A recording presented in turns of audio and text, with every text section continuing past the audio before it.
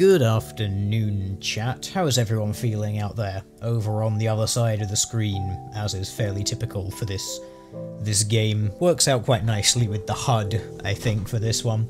So, we're going to continue on with Valley. I do believe that where we left off last time, we had a very slight concern that we may have some retreading of ground to do, because I'm not entirely sure if we're going to be in the same place where we left or where the autosave was. But that doesn't matter, because it will give us a little bit more chance to look at a little bit more of the environmental storytelling of this game if we do have to do some retreading. So that is completely and utterly fine. So let's get on in here. Of course, there is a lot of backtracking in and of itself, because you actually have the ability to go back at any time to any of these locations. So I'm actually thinking, as we progress, I'm guessing around down into here and then all of yada yada, that we're probably going to get more upgrades for our suit, and then I may very well want to head off back to some of these locations to see if we can unlock some of the secrets that we may very well have missed in the opening bit. So let's continue on, shall we?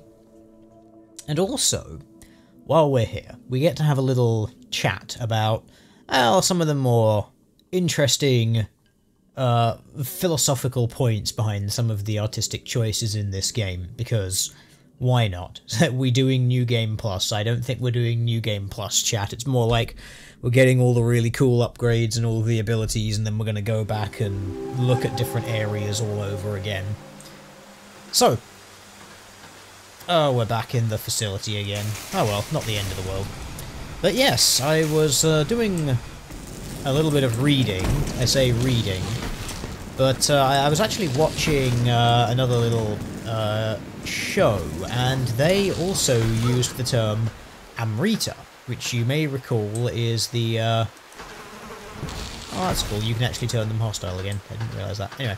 And they used the term Amrita, and in this particular instance they were talking about an Amrita cell being an immortal kind of cell. And I was like, huh, I wonder if then this Amrita term, which I was just calling Am I Right, because it's just easier and more amusing, whether or not there was some slightly deeper meaning or something behind that. And turns out that there actually kind of is. And I was doing a little bit of reading about it, and it turns out that Amrita is actually a name in, or a word I should say, in Indian mythology, and it is apparently the drink of the gods. It's basically like the Indian faith's version, as it were, of ambrosia. So it's the drink of the gods, it gives them immortality, something along those lines. And apparently Amrita in that also has a very interesting alternative name, and the alternative name for this Amrita, this beverage of the gods which gives them the immortality and whatnot, is Soma, which interests me quite a lot. So we've got quite a few interesting little points going on here. First of all, we have this Amrita energy, which is these little glowing orb things, which we're told, or sort of hinted at in the game, that this is a natural resource very sort of prevalent in this area. It's something that just seems to come out of nowhere, really. And we know that people are mining it. So in this instance, we have the military mining this thing.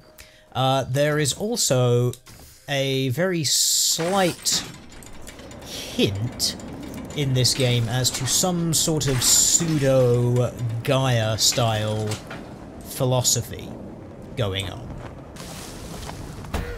The idea that the planet is sort of being destroyed by this mining operation, removing this stuff, in essence sort of removing, you know, like the life energy of the planet or something like that, in essence destroying its immortality. And this In some ways, it's kind of like the Greek myth about the humans taking fire from the gods in some ways as well. Because it's just that sort of, you have this sort of grand immortal being and you are taking its power and thus causing irreparable harm to the general balance of nature, which is one of the themes that this game has. So that is something which I found really interesting. So first of all, we've got that, the Amrita thing, the immortality angle, looking at it from there. Also, the fact that Amrita apparently has a synonym for Soma. Now, Soma is obviously something for... is obviously terminology for the body as separate from the psyche, which is another quite nice, interesting tie-in to the pseudo-environmental angle of this game. That you've got the concept that not only is this energy something which basically gives the immortality to the planet, because let's be honest, a planet is not strictly immortal. Planets can be, like, destroyed if things go nova or if meteors hit them or things like that, but for some sort of nature-worshipping religion, your planet might as well be immortal. It will always be there. So that's quite interesting. Not only is it therefore perhaps representing this little light, representing not only the life and perhaps immortality of the planet, but also perhaps representing something to do with the body of it and the destruction of the body of the planet. Which then also makes sense, because if it's an extraction process, ultimately it's like sort of a mining kind of operation or something like that, which again makes sense. So there's quite a few interesting little things going on there. There we go, chat gets it right. Telia makes up for the lack of story in the game by philosophizing about partial ideas, the more you know. Well, I don't think that it's partial ideas, because in my experience, when a lot of games do stuff like this, there is usually a reason for it. There's some sort of reasoning behind including these sorts of philosophies, or these sorts of terms, and I don't think that it's purely incidental in a lot of cases. I don't want to go so far as to, write the story for the creators, but I think that it would be a very interesting little thing to take into consideration, that these are terms which have these meanings, and go from there.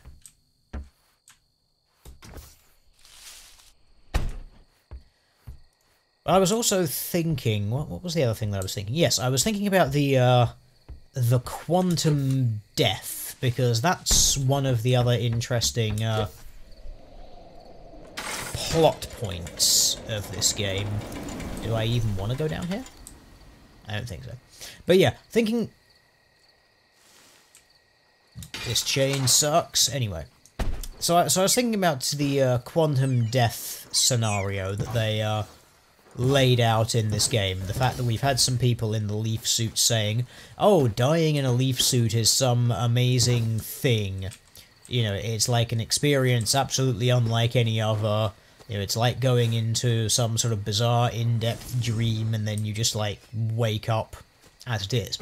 So I got bored and sort of started looking up the concept of quantum death, and needless to say, it delves into quantum physics and in some ways attempts to sort of use a similar mechanic to things like Schrodinger's cat when it comes to the possibility of surviving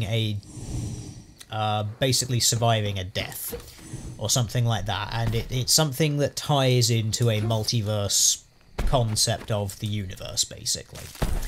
So it's like this idea that if you are placed sort of in a box or something like that, you don't know exactly when you're going to die, but you know that the box will kill you at some point.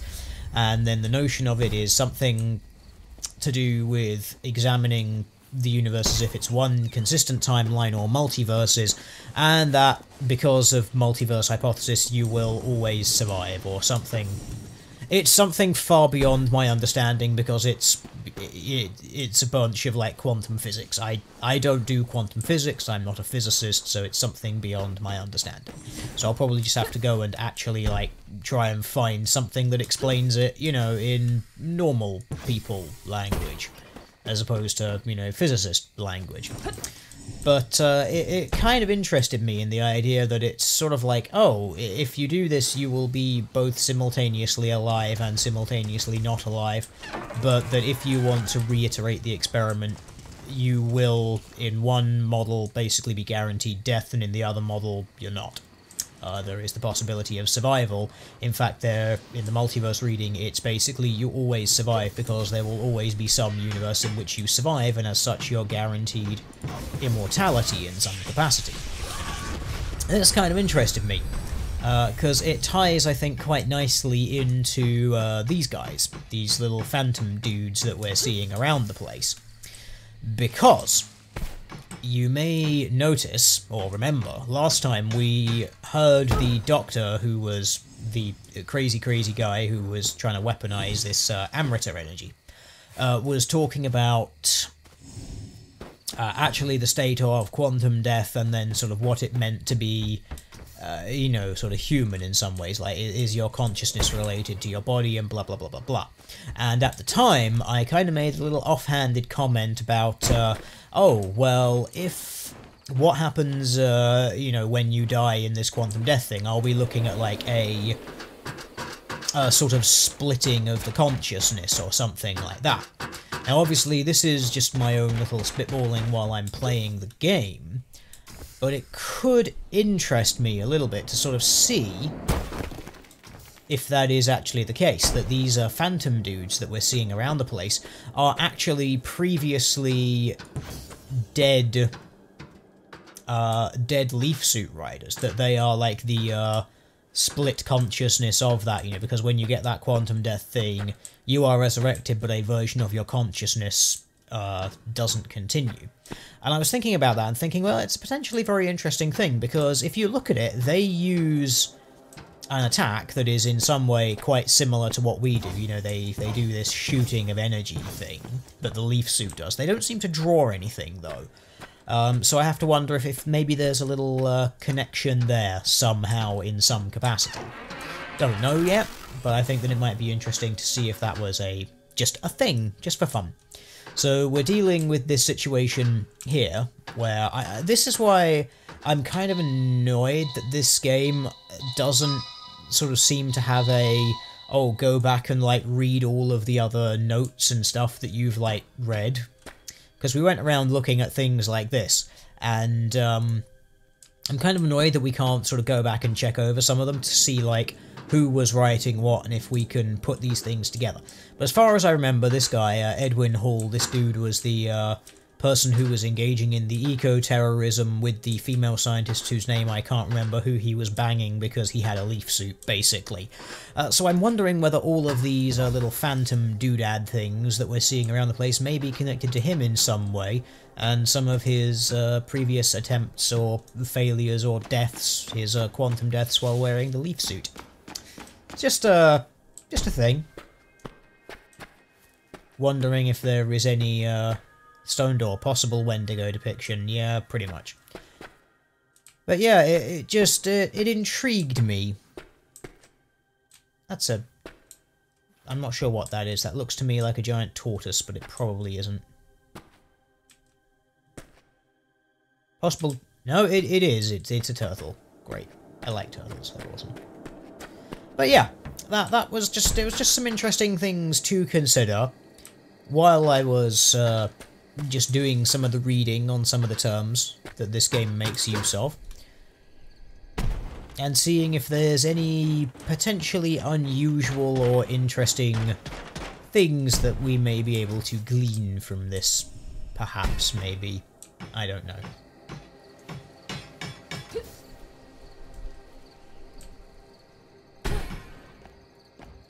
Someone in chat, of course the guy was the bad dude plundering nature while the nice chick was trying to save Mother Earth.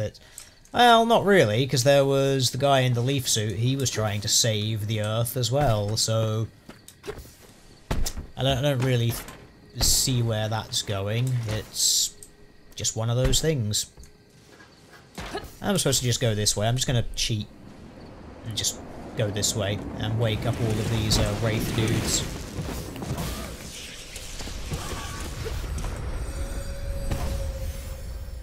get over here and just die or be somewhat pacified. And you see, this is something which also intrigues me, because these guys, you see, when you kill them by giving them life, because remember this ability, the sending that out, actually gives life to things, which to me kind of sort of works with that implication that these Wraith dudes may very well be the alternate quantum death of the Leaf Suit Riders, the world in which they actually died as opposed to the world in which they survived.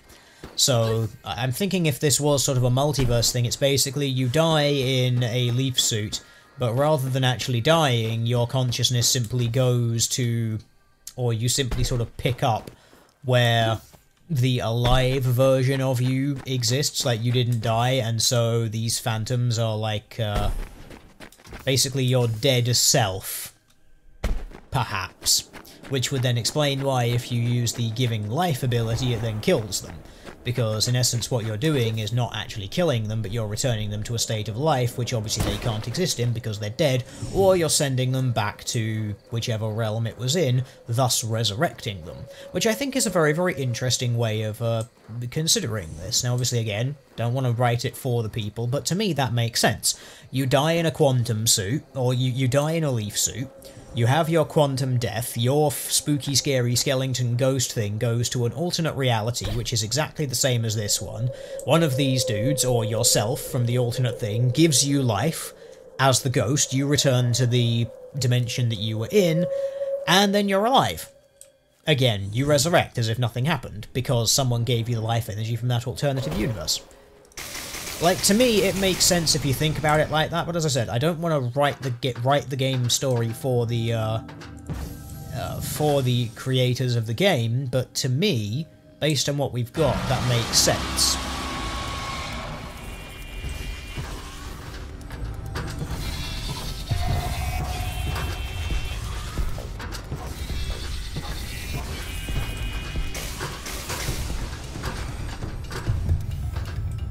Okay, guys.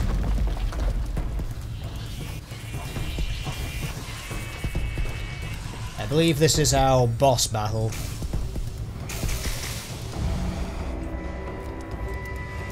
Well, if that was our boss battle, then it might have been a bit disappointing.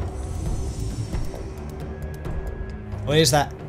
Chat, A equals B equals C equals D equals E with event going back to A. Yes, basically.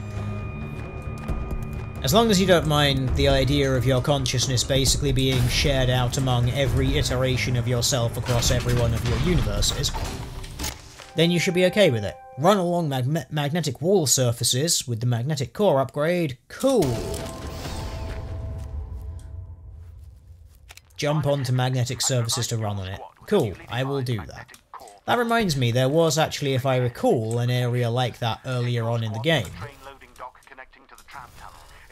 Oh no, it literally just rotates your character.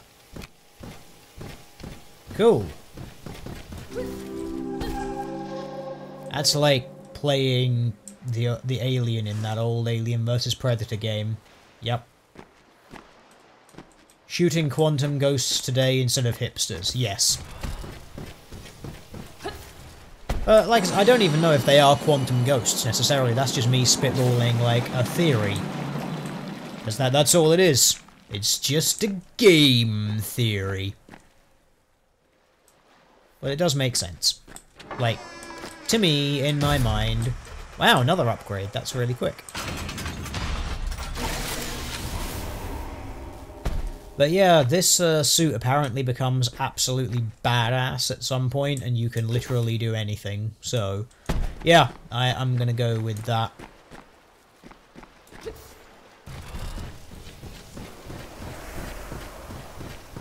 This game is getting a little mind-bending like that.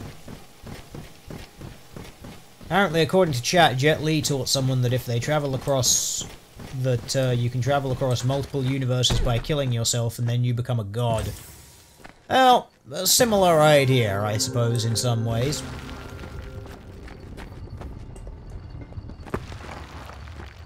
Multiverse theories of consciousness and shared consciousness across multiple iterations of yourself is very confusing. The Eye of Sauron is murdering trees again. I will return the trees to life because I'm awesome like that. So, I am intrigued by some of the philosophical implications of this game thus far. The problem that I have is that I have a very distinct feeling that I may very well have overthought this compared to what the game designers intended, and thus have come up with something far more interesting, convoluted, and complicated than they did. You never know, it could just be aliens, dummy. Kind of feel like I want to go over there and explore. The game is definitely telling me to go this way, though. But I want to go down here. I want to go down here, screw you, game.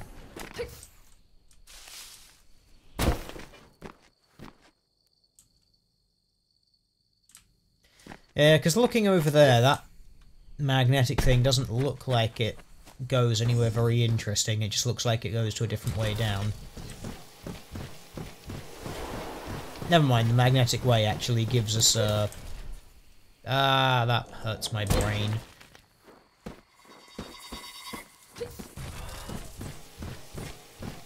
But yeah, okay, jumping off of these things doesn't work. Gravity is a thing, and you must remember that one of those dudes died there, which is funny because I didn't even kill them.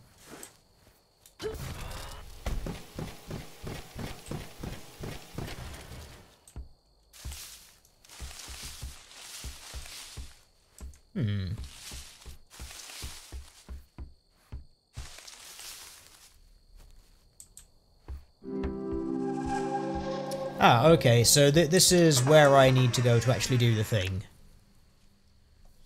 Damn pathfinders keep getting in the way of our loading, the way they run around on these walls, training for who knows what, they think this is their own place. Well, I have a job to do, I'll be damned if those young men will put me behind schedule, yes. We all know that people who wear leaf suits are colossal dicks. Which then kind of, to my mind,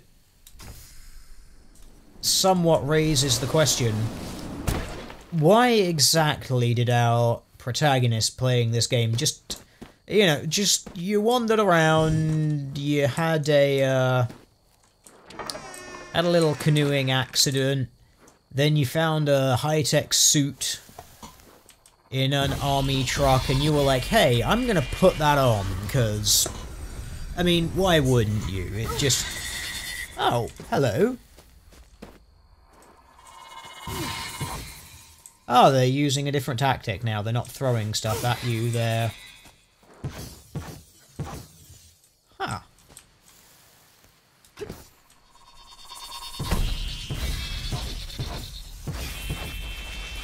That was quite annoying. They've changed tactics. They're not throwing things at you anymore.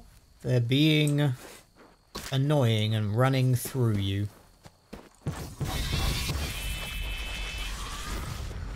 Interesting tactic. It's definitely changed things up a little bit. Anyway, I wanted to look at this map, so if you'll excuse me, evil demon thing. So there's a dig site in a circle, there's a landing strip somewhere. There's a military checkpoint and various tunnel accesses, so where are we on this map? I do not see a "you are here" thing. Okay. Let's try to orientate ourselves. Looking at that, that looks like a train track, that striped line.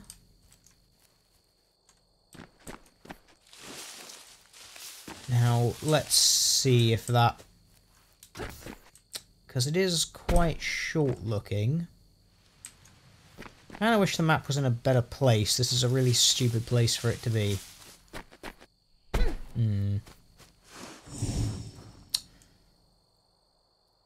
Right. So that's the north. Okay. I think I get it. Right, let's go. I'm gonna go and explore the other area. Super speedy. Alright. I want to go have a look over here, see what was over here, because when I get to a place and the game's like, oh, you must progress from here, I instantly sort of want to backtrack and just see what I've missed.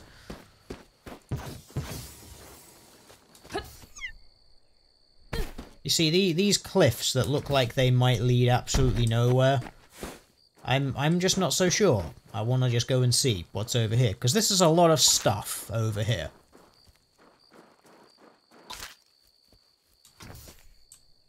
And I want to see if there is anything over here.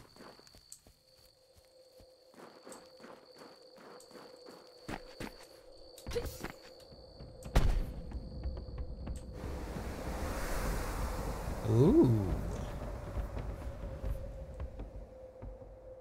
Is that secrets over there?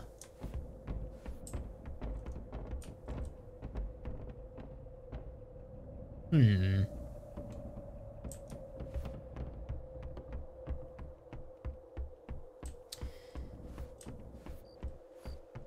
Well, I did find one secret, so this pleases me greatly. Giant vortex over there of murder, I'm guessing, is where we're going, because that's the place which is taking all the life out of things. I wonder if I can get down there and swing on those things.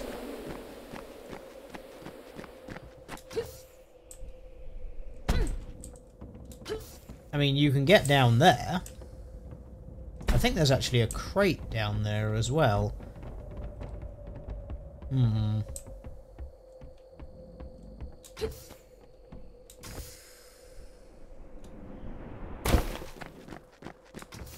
I'm doing what I always do, and I'm breaking the game, potentially.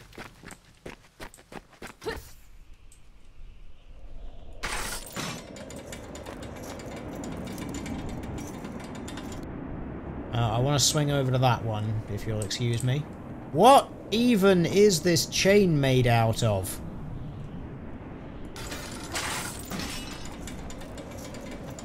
This chain is made out of rubber.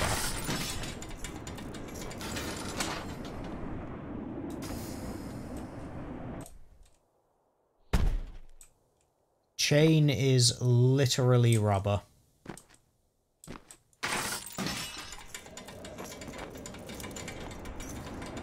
I don't actually think that I'm supposed to be going this way, but I'm going this way anyway, because screw you, game.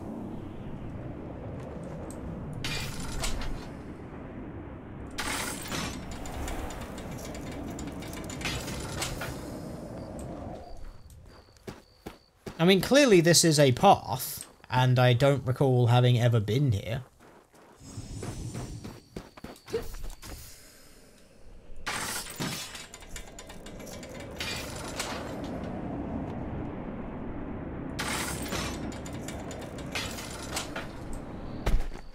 Cool.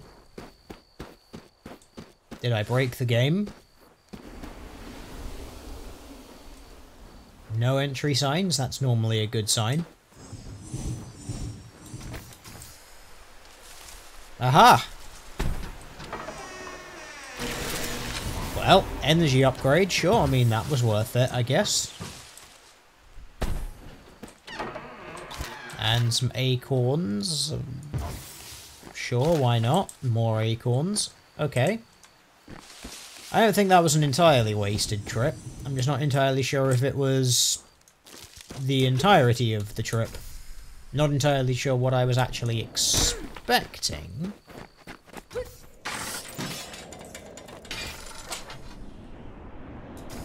But, you know, I got some stuff. There we go.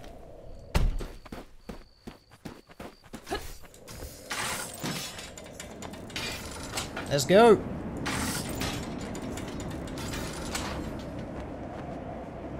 I think I might have maybe supposed to have been able to work out how to do that, but I don't care, I did it anyway. Screw you, game, you don't tell me where to go. I literally just go where I want.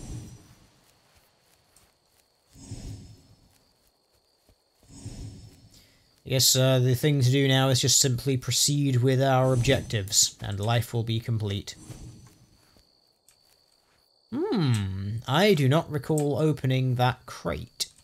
Which means either I'm going completely insane, possible, or there is always the possibility that that is someone else who's been there. No, I recall running up this train. I do recall this. I think we might have just done a bit of a circle then. Too bad there's no local, like, map thing. That's kind of annoying. Oh well. We've got to go up there and get to the tram and all of that stuff. So let's go do that. Let's make that happen.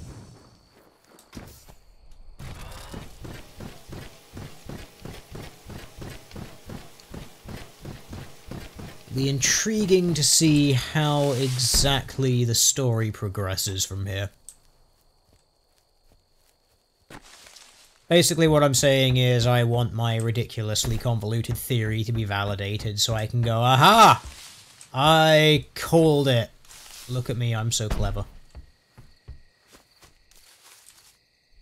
Where was the actual way that I was supposed to go? I actually can't remember where I got that prompt, which was like, oh, congratulations, you're proceeding with the objective as planned.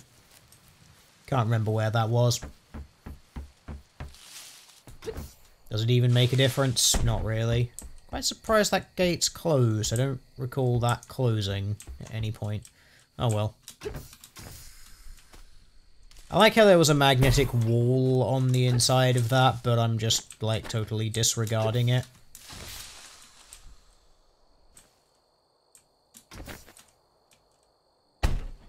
Yeah, disregard magnetic walls. Break games in order to proceed.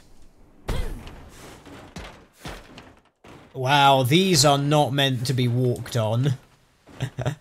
What a surprise. I'm breaking your game. I still like the free roaming elements of this game, that you can just do things like this. I'm guessing I'm supposed to actually be inside of this thing as opposed to on top of it. But, you know, I'm on top of it now, so screw you, game.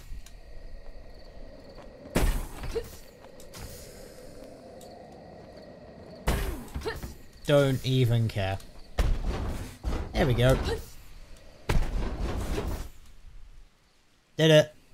I've probably, like, missed a load of, like, those secret pages and whatnot, but, hey, I achieved my objective. I moved in the direction that the game was kind of indicating that I should go. So, that's a win, right?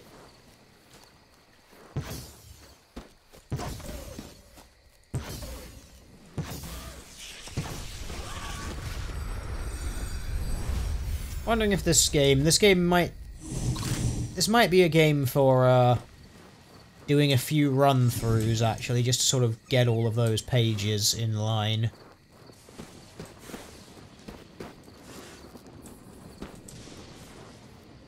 I can hear something trying to kill me. I'm just going to ignore it. Just good practical advice for life. Okay, you do need to be inside that building. But, oh well.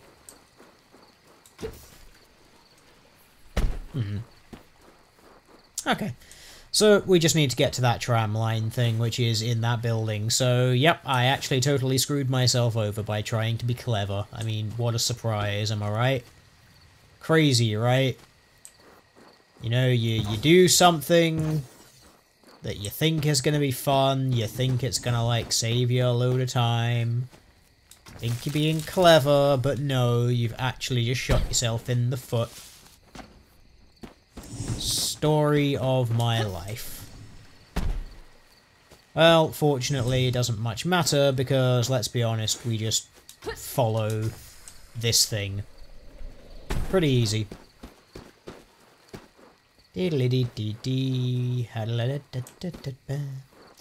Well, this is one of the wonderful things about this game. It is at least nice and relaxing.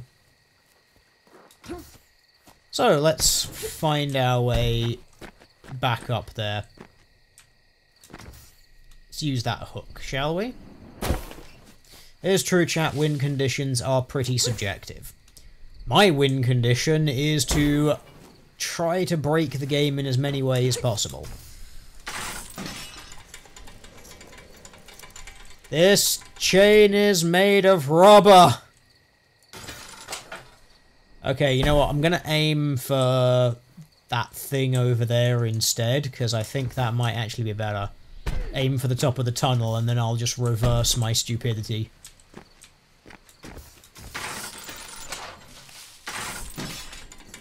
My god, what even was that swing? That was just awful.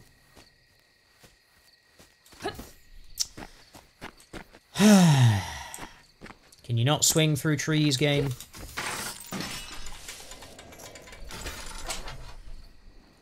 Come on, just give me that upwards momentum that you sometimes give me totally randomly. Ah, fine. I guess we're gonna have to find another way then. It occurs to me that death might actually be a way to do it, because it might spawn me closer to the objective. Or alternatively...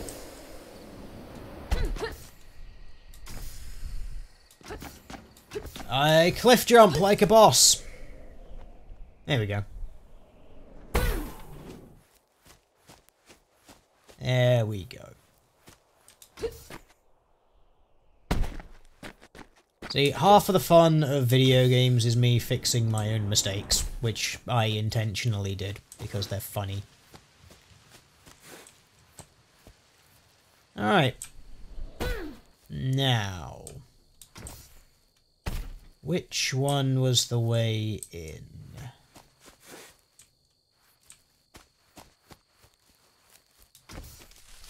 What do you mean my and Harmful Opinions obsession with breaking games is a Brit thing? It's not a Brit thing, it's just a thing for people who have played too many video games in their life.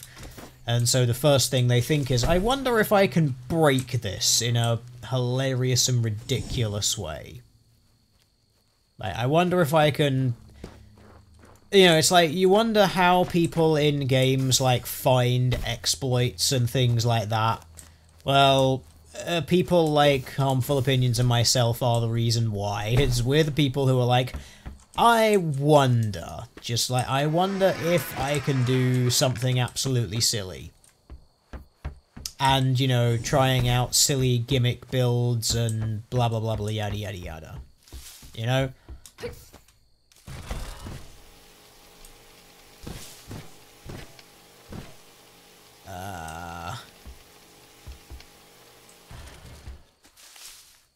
Why on earth is this magnetic wall here? Why are you here? Ah, excellent. Wait a minute.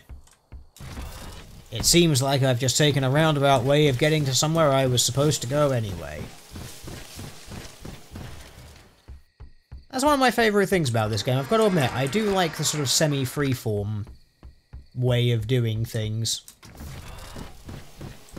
You know, you can find yourself getting very ahead of yourself.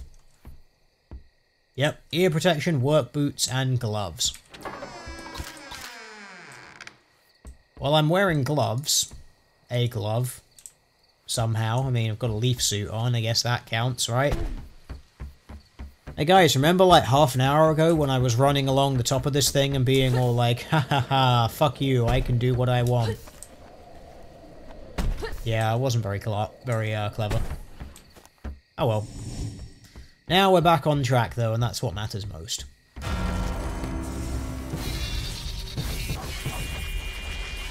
Okay.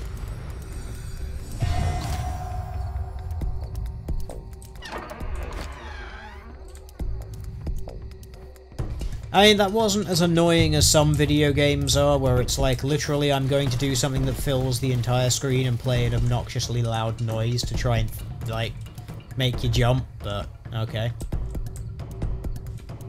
Okay, you want me to go that way? I'm going this way. Ha ha ha ha. What now, game? Apparently there's actually not much for me to do there, so I guess I'm going the way that you want me to then. But I did get to find out that there were flies there, because I could hear them.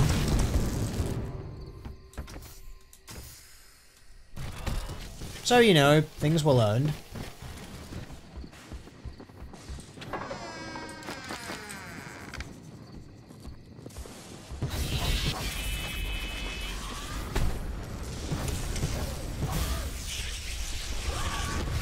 I really don't get people who think that this game is like horror. It's a really weak-ass horror game if it's supposed to be a horror game.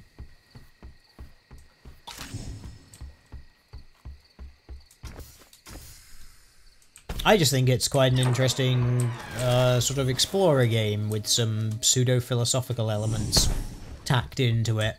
Many of which I kind of feel like I've just manufactured myself for the sake of providing myself with some sort of story to go along with this experience.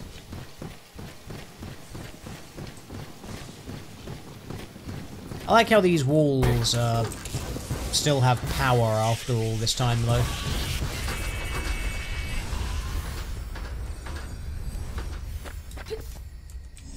Oh, yeah.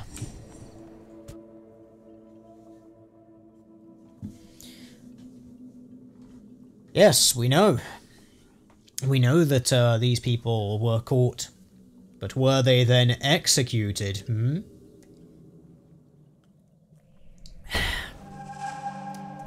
When is Hipster Genocide Part 2? Whenever I feel like it. Or more correctly, probably never. Oh, it's one of these tunnel running segments. I like these. But I'm gonna go and search for secrets anyway, there were none. Ah, let's do it. In response to the recent sabotage attempt and arrest of the culprits, I am ordering all Pathfinder operations to be suspended and all leaf suits to be locked away until project completion. The suits are too powerful to fall into the wrong hands. Additionally, I am requesting all evidence of the sabotage attempt, including Private First Class Edwin Hall's own leaf suit and Miss King's recordings, to be gathered and sent to storage until a proper military tribunal can take place. Until then, all suspects will remain in detention. With the recent increase in production, it should not be long. Now that's interesting. That provides a possible explanation as to why we have a leaf suit. Because it may have been moved to storage. But, and this is a big but here,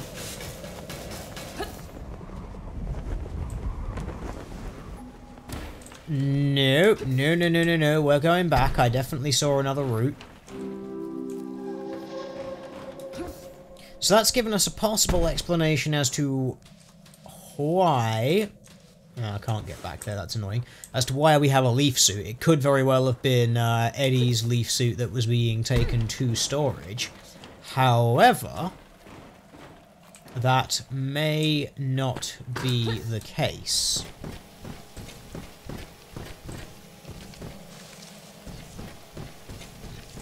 So we may be in that guy's suit, or we may be in someone else's suit entirely. That is a mystery. So we don't know whether that guy is still around or not, whether he came back and stole his suit or not. I think it might be more likely that we're in his suit, but if that's the case, why were all of the other suits... Ah, Eye of Sauron is still doing its thing, yep. So we're still in that situation of questioning where exactly the suit came from. So why would his one be done by itself, like transported by itself, is an interesting question. Maybe it's just space saving, safety, something like that. I don't know. Many potential explanations. But some of the mysteries are being explained, I suppose, maybe. Maybe. Gotta admit, I do very much enjoy the music of this game. It is a beautiful, beautiful thing. Hey, it looks like we're... Looks like, yes, this is very much a bomb testing looking thing, isn't it? But yay, we're back to like the outdoors, big green open areas running around and leaping. That's great. This I thought was really like the game's strongest point. All of this sort of stuff.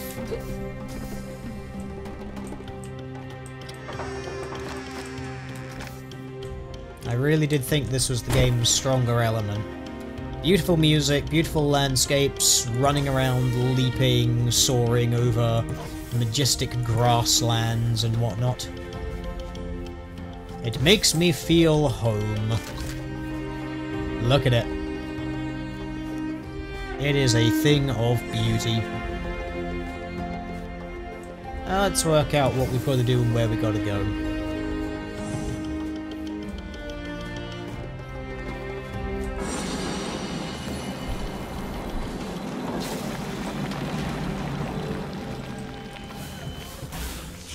Goodbye, reskinned enemies.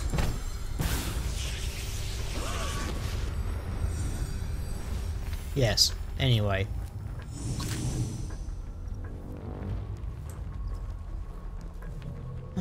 It is a messed up tent. Oh no, someone must have been ambushed and murdered. Anyway, excuse me, I'm trying to read here. Letter from Edwin Hall to Virginia King. Land sharks competing against the raptors today. The fast, agile, a little overconfident. Sure we can beat them. All depends on how our new recruit holds up. I hope he'll be cheering us on today. Wish me luck. Ah! A mysterious new recruit enters the mix. That's interesting. Note from Virginia King.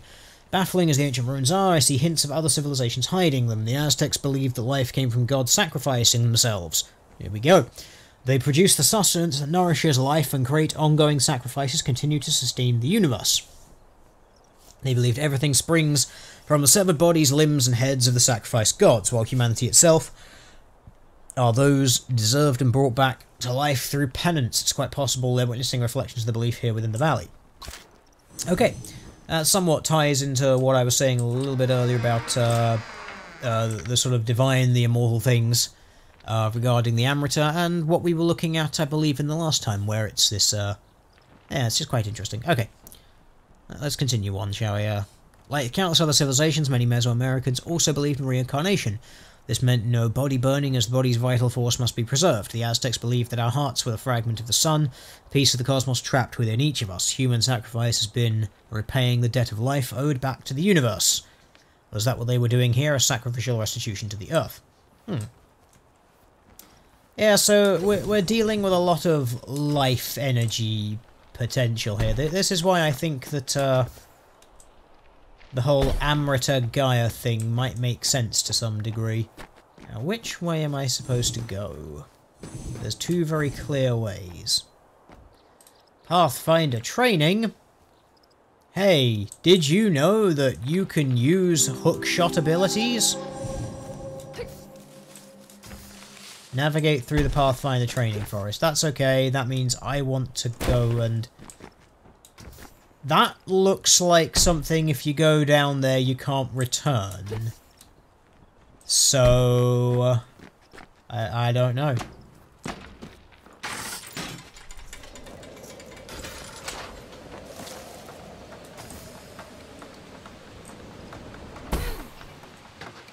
I get it, you want me to navigate through here, but I also want to explore the ever-loving hell out of it.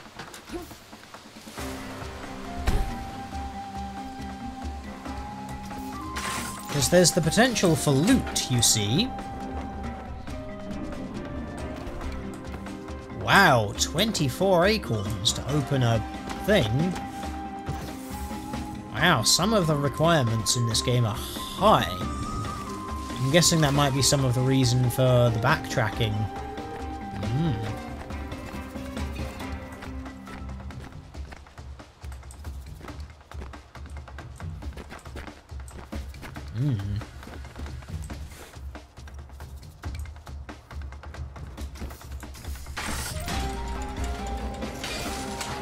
Still absolutely adoring the soundtrack of this game. Look at me, I'm navigating.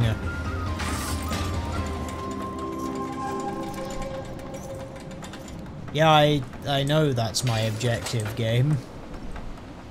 This must have been absolute hell for some people to build.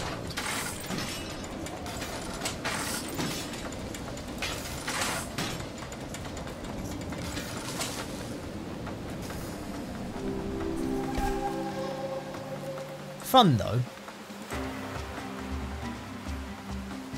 I like how it's just still updating me with the same objective, you know, like find your way around the place. Look, I get it, you want me to find my way around. Okay, cool.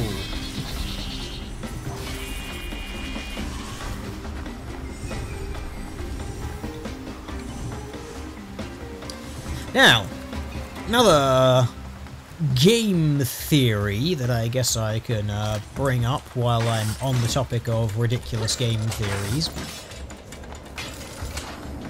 is the potential that we have for these evil, spooky, scary skeleton things to not necessarily actually be dead pathfinders, but to perhaps be some sort of elemental protector or something like that. Because that is another theme that you constantly see in environmentally themed movies and video games and things like that.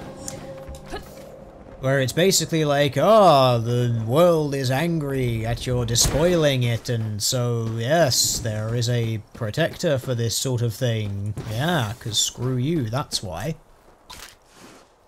So, I think there is a possibility that that could also be another thing, because they do, of course, have the antler things, and there is, of course,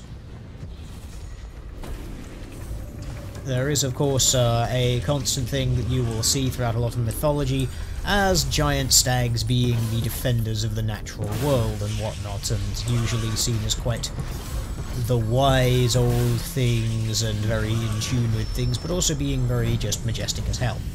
These are all stereotypes that I fully endorse, because they are not stereotypes, they are completely accurate.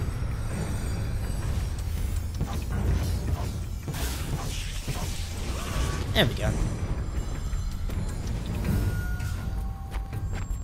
Spooky ghost dudes, actually really easy to deal with, apparently.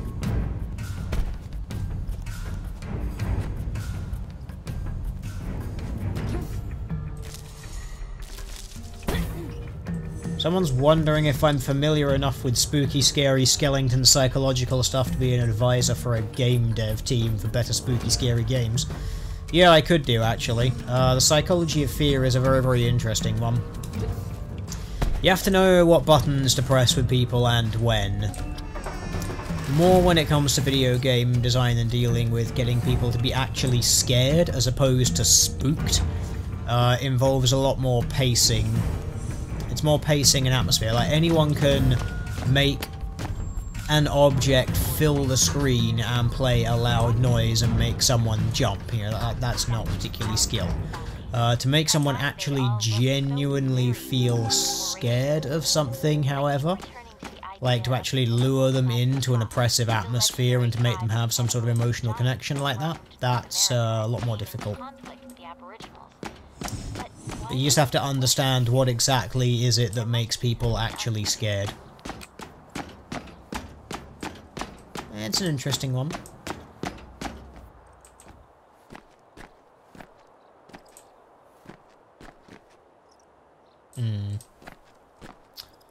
I'm guessing this was the jump-off point to just leap through the floor down there.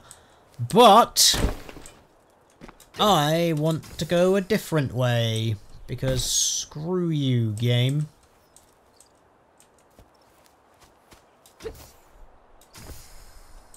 Okay, I can't actually get over there, that's kind of sad. Oh well. Let's go through the floor. There we go.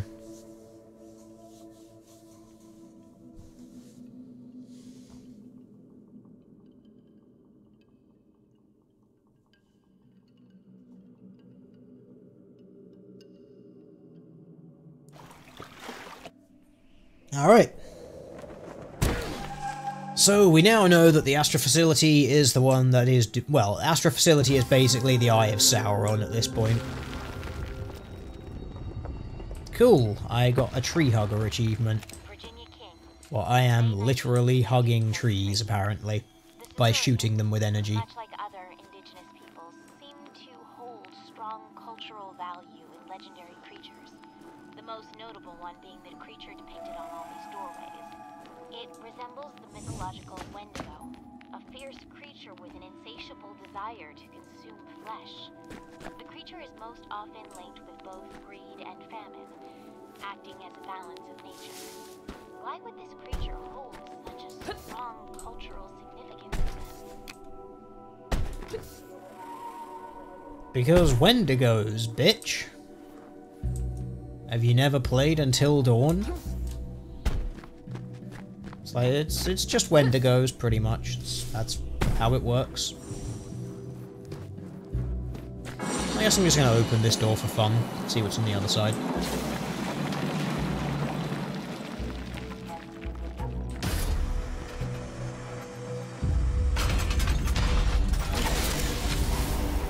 I mean, energy upgrades are nice and all that, but they're not, like, hugely...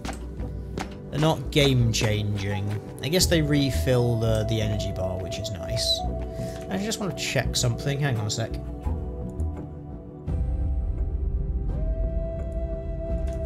Okay. Just wanted to have a little quick look-see at the time for fun.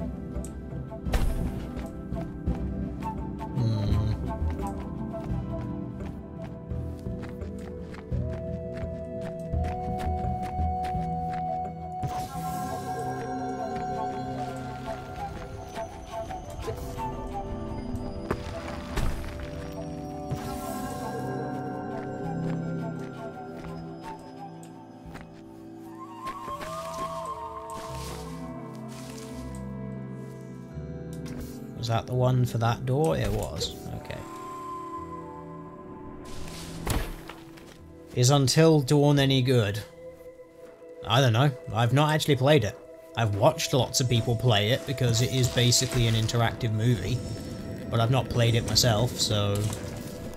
honestly, it's a game it's not worth playing. It's a game just worth kind of like watching people play it. There's plenty of silent run-throughs where people don't comment over it or anything like that, so you can literally just watch it as a movie. You'll understand what's going on.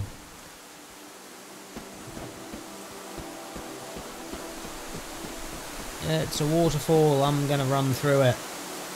And... die, maybe.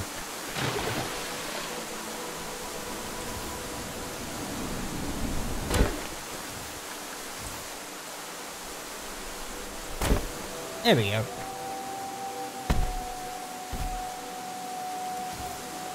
Why on earth do I keep getting stuck on the water there? It's very unusual.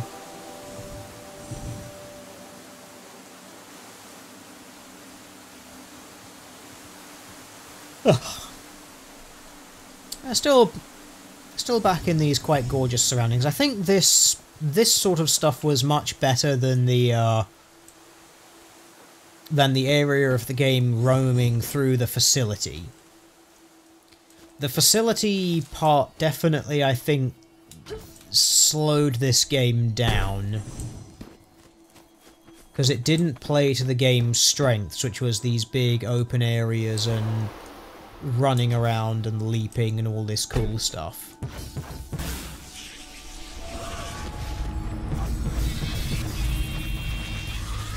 So I think going back out into these brighter, more open, more green areas is definitely working to this game's benefit. Although that's more just an aesthetic preference from my point of view. They intertwine to form a mythology. From what I gathered, the Colossi were once humans who feasted upon the forbidden fruit, corrupting them into giant monstrosities, cannibalizing their fellow man and devouring all life within the valley. Is this a tale of caution? Are the Saurians warning us against abusing the power of the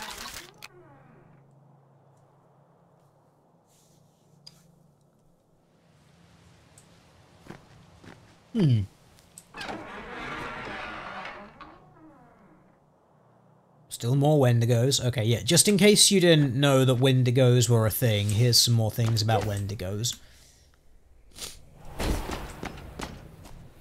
So I guess we're gonna go inside this temple and just see what's up in here. And then we're gonna continue onwards with the actual thing. There's probably going to be more than one of these, I would imagine, throughout the game, given just the amount of stuff.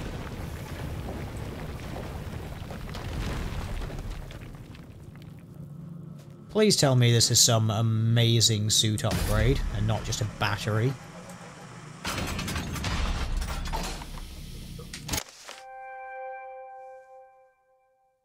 The Viper Coil Dampener nullifies its energy cost. Okay, so Viper coiling or hookshotting is now free.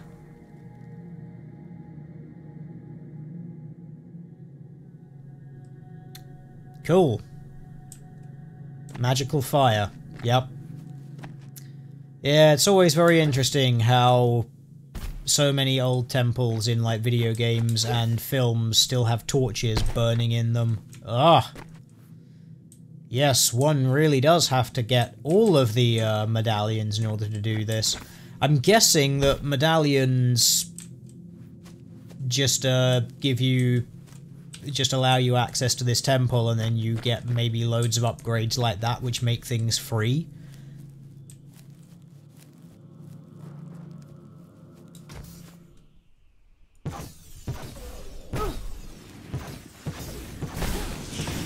I mean, which is pretty cool. I mean, it does suck having abilities that cost effectively what is your life bar. So getting free abilities is nice, but I mean, having a free hookshot ability I don't see as being that absolutely amazing. Stop taking life away from the trees that I just gave it to. Dick. You weren't even trying.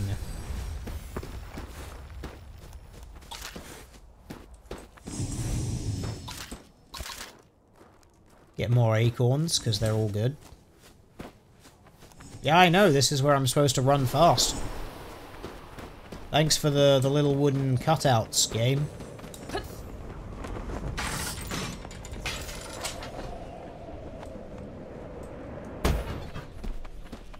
Yep.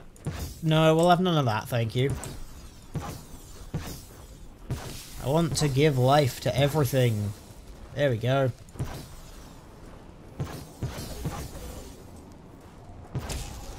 Even the weird ghost things.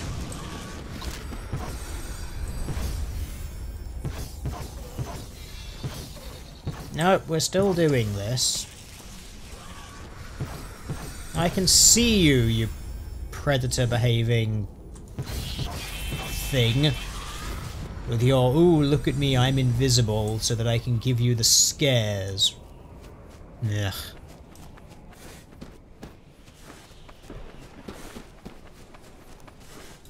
So yeah, Astra Facility. I guess we're going to go and explore this thing now. This could be fun. I wonder if we're going to get any sort of story elements going on in here. We'll see. I'll charge up on this energy first. There we go.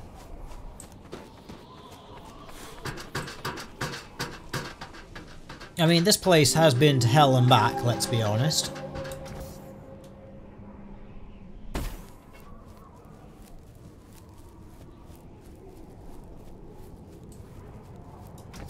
Someone in chat is definitely calling spooky, scary skeletons as guardians of the earth, sort of thing.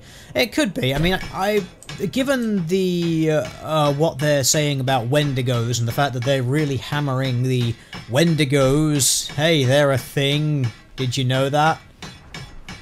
Angle of the game. I'm guessing that perhaps that. Oh come on, that wasn't deep enough to kill you. Weakling.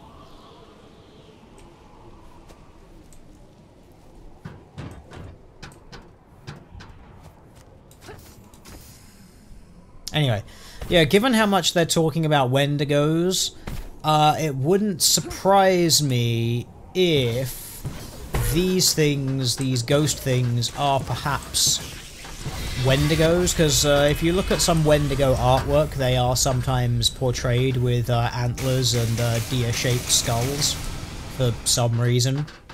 I'm guessing there is a reason for that, but I'm not up on the Native American folklore, so I can't tell you. But yeah, there's a possibility that they may very well be a Wendigo.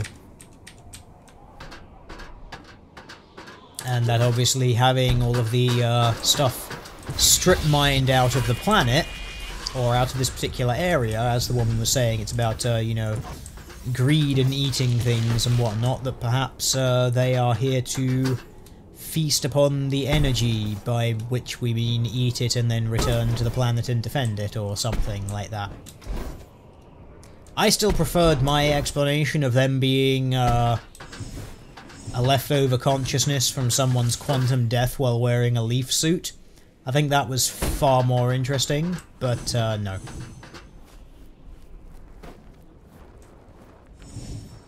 I'm guessing that we don't get that, because that would be too much fun. Lake Skipper! Ah, we can run across water. Ah, that's great.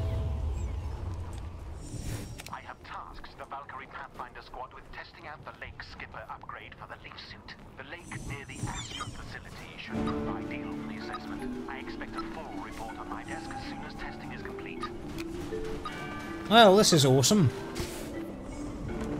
Apparently water also makes you run really fast.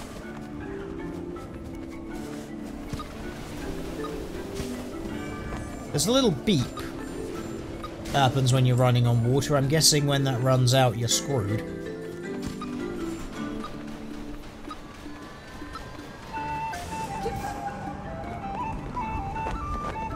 This is what this game needs more of, just this.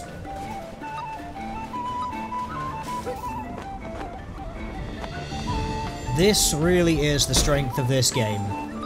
Big, beautiful environments, lots of running, moving properly fast like this. This is what makes this game enjoyable.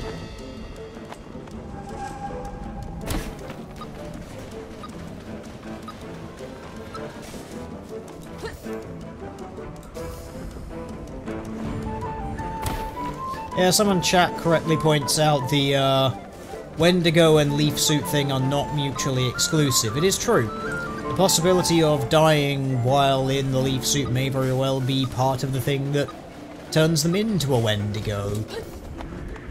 So yes, there is a lot of potential for those two things to both be true. What are you defending?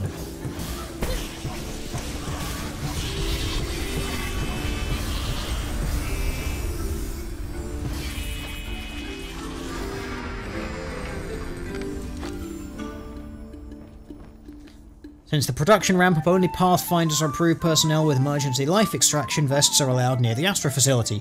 This kind of unstable technology is frightening. We're putting a lot of faith in these scientists to know what they're doing. The fact that they can barely keep up with the orb input commands is terrifying. Have you ever considered maybe, you know, not raping and pillaging the planet, perhaps? Might be nice. Just a thought. I kind of hope that there's like a speed upgrade just for like when you're running on the ground at some point.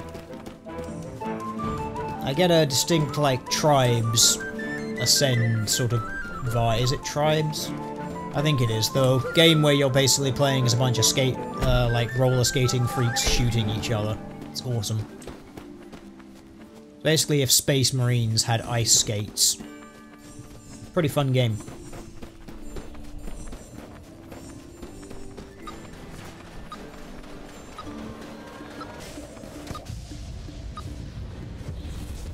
Eye of Sauron's doing its thing again.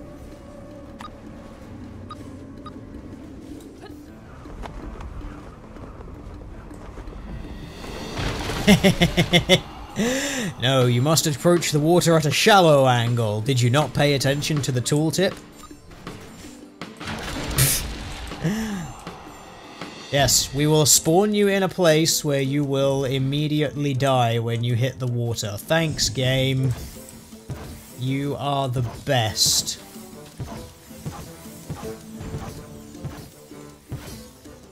There we go, I will return some life to everything. Look at that. What a delight. I should probably have, like, got really close to those trees so I could get any acorns that they drop, but oh well.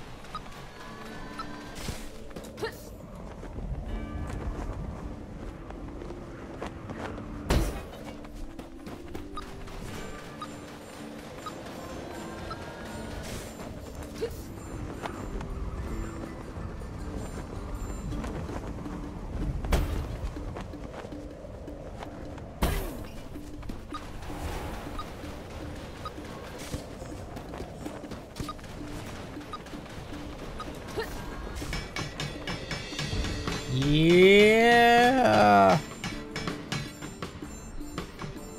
I mean, were we supposed to have, like, some major speed boost going up this in order to break through that window? Because I get the feeling that's what was supposed to happen.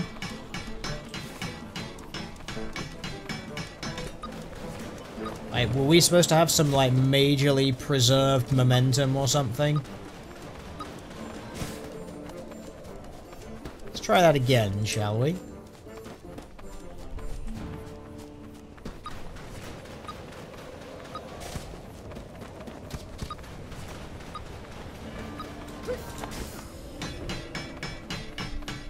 You just lose all your momentum by the time you get to the top. What? That's kinda silly. Is there a way you can I'm dead. Well, let this be a lesson. Don't walk off the edge of things while trying to see up things. Yes. But no, chat, I haven't finished Watch Dogs 2. Because honestly, it's not a very good game. It's alright. Like, mechanically, it's definitely better than the first one. Like, more variety of stuff, but it's just kind of slow going, really.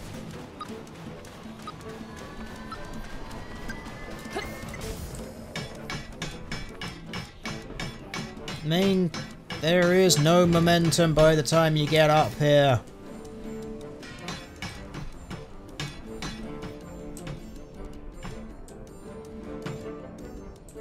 Is there, like, some really obvious trick that I'm missing here in order to maintain the momentum going up here?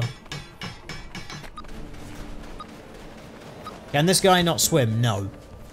You're wearing a massive mechanical suit. Swimming while wearing a massive mechanical suit is apparently very hard.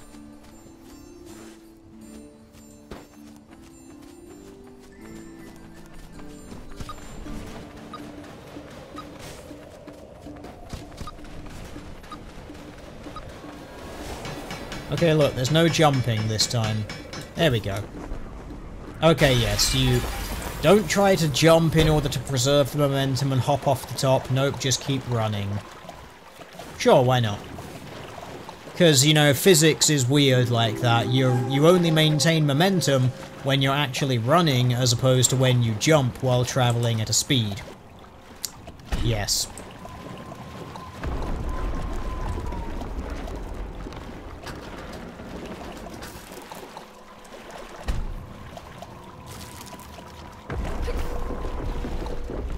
And yes, I do enjoy the mass murder playthroughs of Watch Dogs. Let's be honest, it's San Francisco, so they kind of, like, it's easy. Like, they make it really easy for you to do that.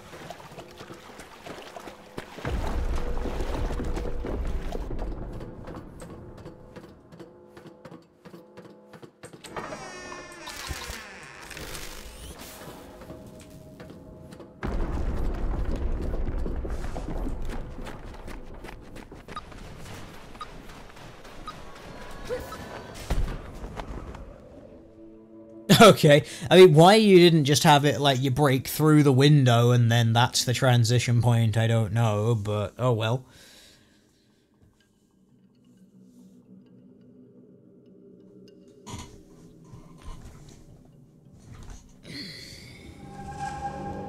Ah, a breaking and entering achievement. Game, you're so witty.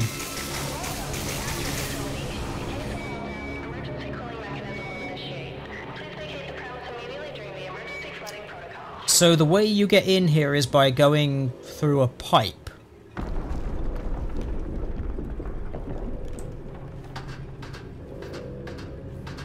Doesn't seem like a very conventional way of entering a facility. Nor like an actual way that you should go to get in. So that's one thing I don't get about video games. Like, sometimes if you actually like look at the environments, they make no sense.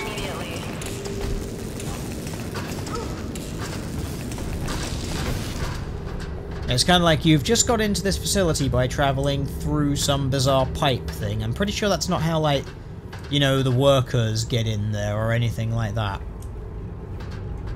So Astra's a little bit fucked. Soma's still running strong though, so I mean that's nice to know.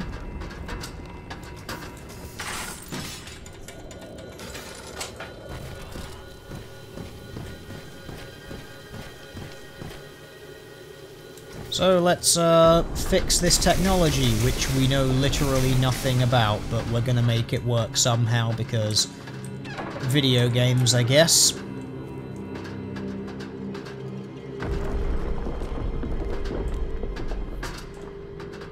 We can make this jump.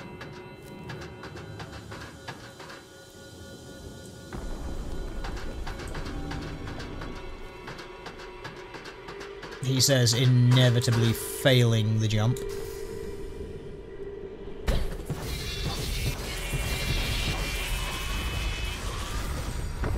Easy game, easy life. 1v1 me, scrub. You failed.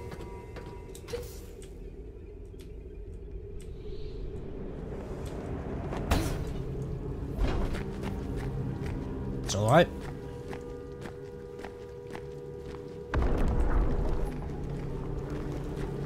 Look, just accept it, game. These dudes are like everywhere. These tiny little green antlered dudes, they're everywhere.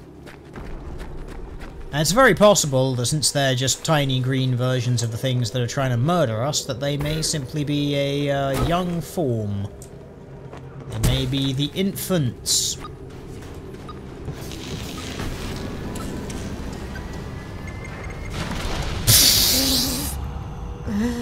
Oh, you spent a fraction of a second too long on the water. Even though the land under the water there was clearly only a couple of foot deep, and you could totally have just, like, stood in it.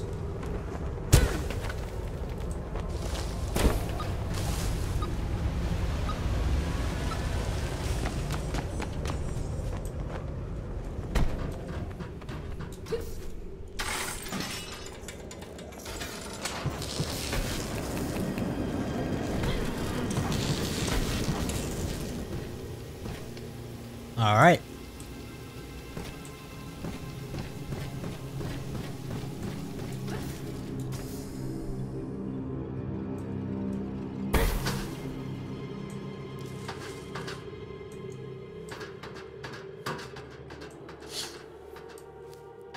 See, again, I'm pretty sure this is not like a standard way of getting around. I mean, we're in a vent, for God's sake.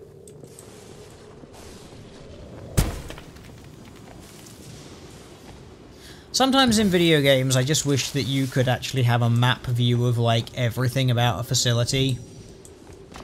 And then you could just really see, like, how absolutely none of it actually fits together. Oh, well, this isn't an arena boss fight battle at all. I mean, look, dead people everywhere.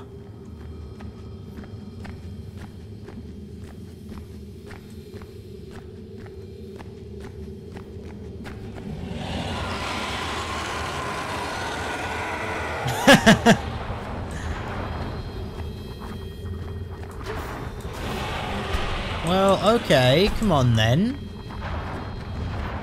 I mean, you call it the feeding ground. I mean, look, you're hinting at some giant thing that's murdering everyone.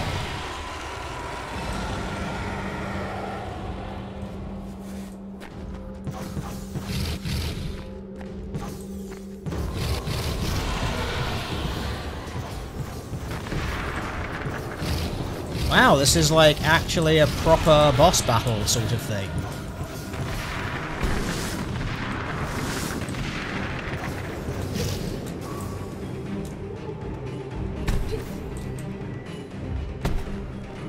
I should probably go grab some of these orbs.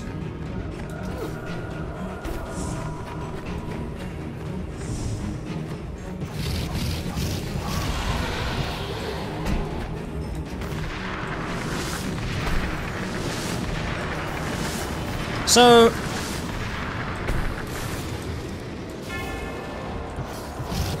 I'm sorry, did we just go like full weeaboo mode now, where we're... Did we literally just go full weeb mode with this crazy, what is it? What's the name for the, like, bullet hell games? Did we seriously just turn this into a bullet hell game? Because it looks like we've just turned this into a bullet hell game. Which I just won, but yeah. Fair enough. That was... odd.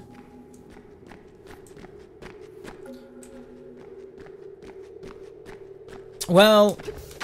given the fact that there are human bones and you called it the feeding ground, I think we're now confirming that those things are Wendigos.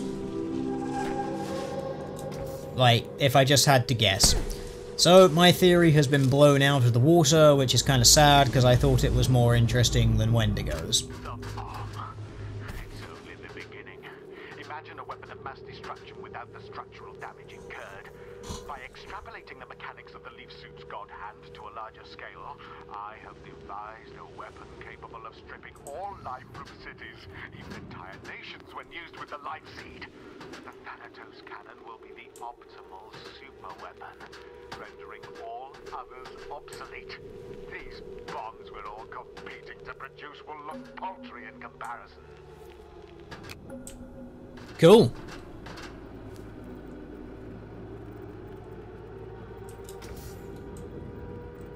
I mean, I'm totally on board with that. I mean, it seems like a pretty cool thing to have, you know, something which is just like, oh, by the way, literally all life in this area has just ceased. So, that's cool. Hey, just have a quick little look at something before we go anywhere. Yeah, we've gone for about an hour now. I think I might actually wind the stream down for a little bit, go and have a rest or something, or lay down. I'm actually feeling a bit shitty at the moment. It's actually getting worse, so... yeah, I might go do something about that soon. I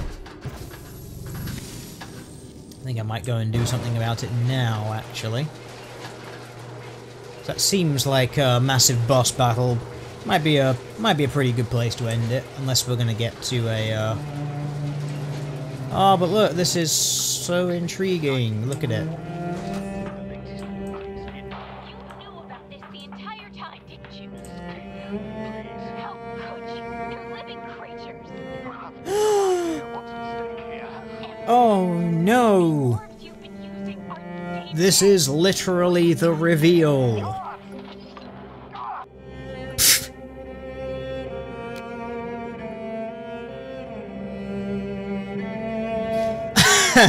Okay, so the entire plot of this story is not actually is not quantum death splitting you into multiple consciousnesses and then you killing each other.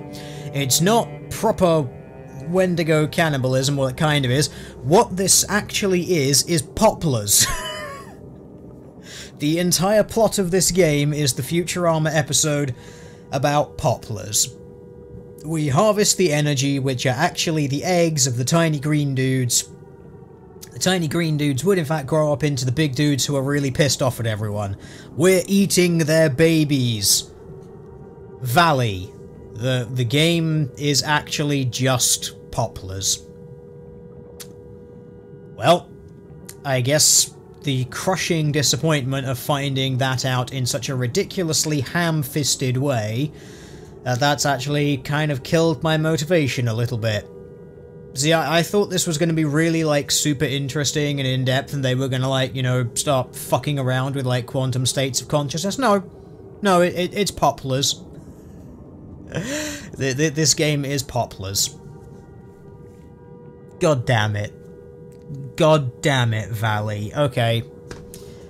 Well, that's it. No, I'm ending this here. We'll continue with this ridiculousness at some point. I have to go and lay down after that ridiculous reveal.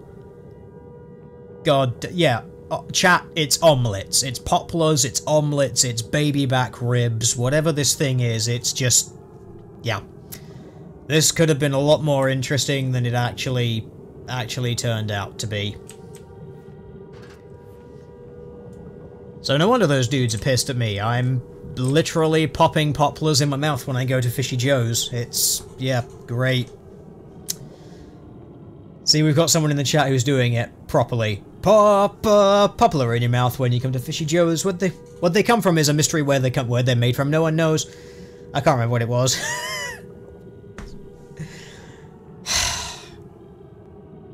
I am disappointed, game. I am disappointed. In fact, you know what? I think we have to play that out while staring at this blackboard and imagining what could have been. We're gonna have to do that.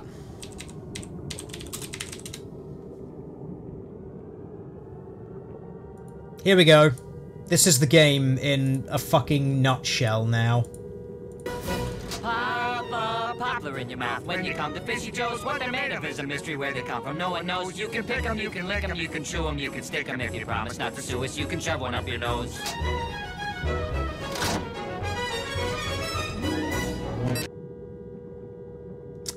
That game in a nutshell. I'll see you all next time then.